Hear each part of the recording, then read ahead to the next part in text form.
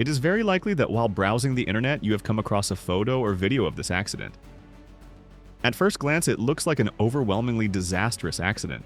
However, the context behind this event is actually quite curious, as it is not just an incident during an oversized transport, but an accident with a social and logistical impact as large as the giant overturned tank itself.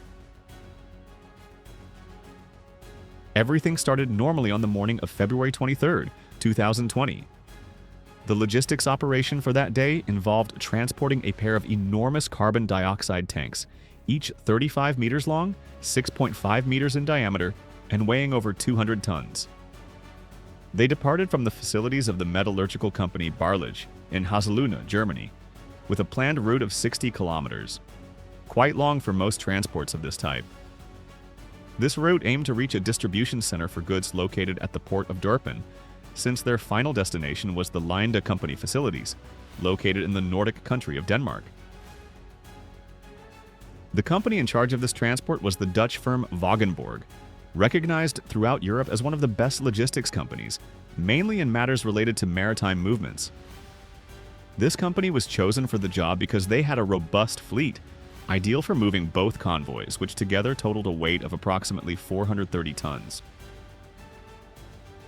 Everything was going perfectly until around 5 p.m., when the transport had to come to an abrupt end.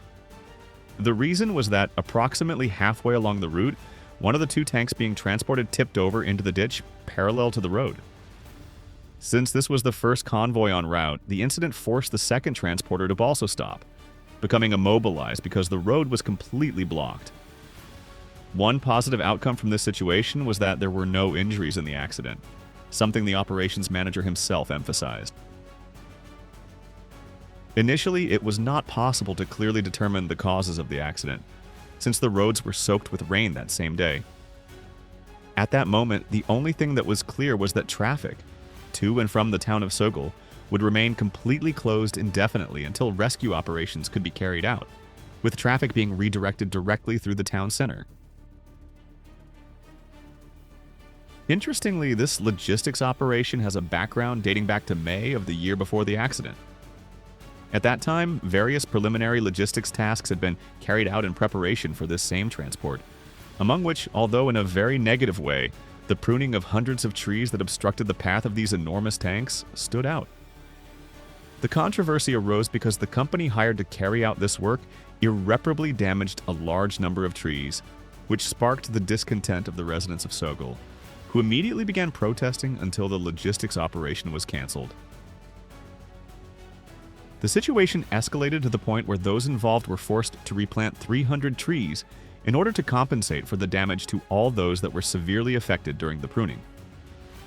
Subsequently, the logistics company was forced to very meticulously plan their next attempt, which would take place a year later with disastrous results. The idea was to continue with the originally planned route, but ensuring minimal interference from external elements, such as traffic signs and local wildlife.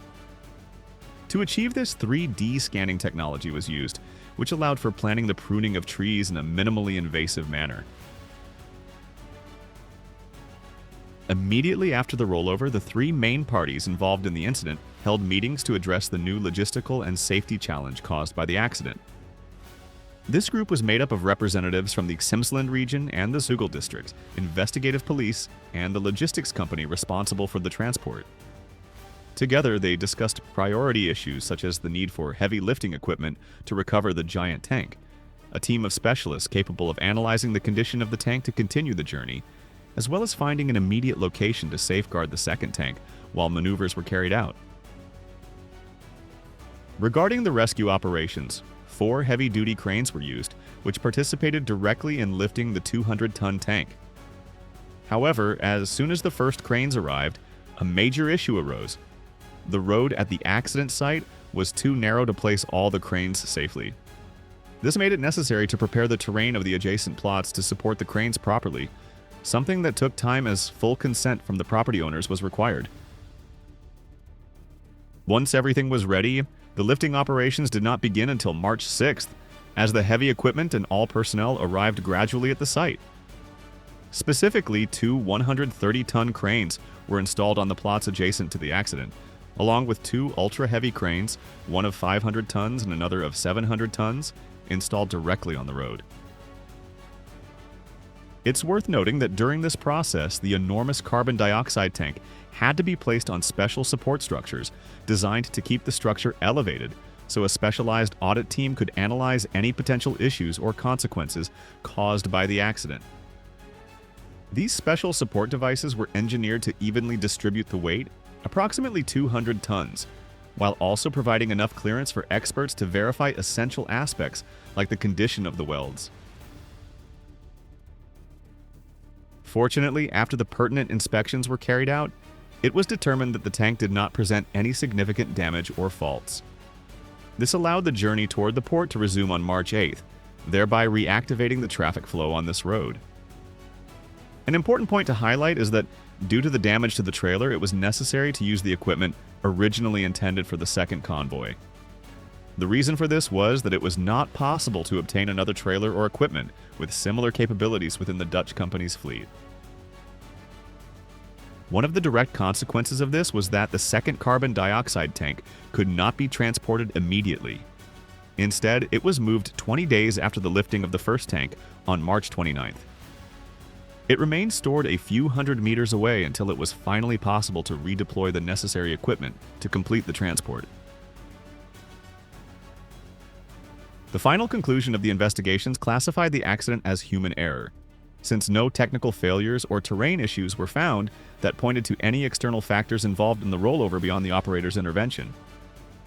In theory, it is said that it was a miscalculation made precisely during the manual height adjustment while traveling through the banked curve. In internet forums, it was mentioned that this is actually quite unusual, since the trailers used are designed with a special suspension system, specifically suited to adapt to this type of altitude changes.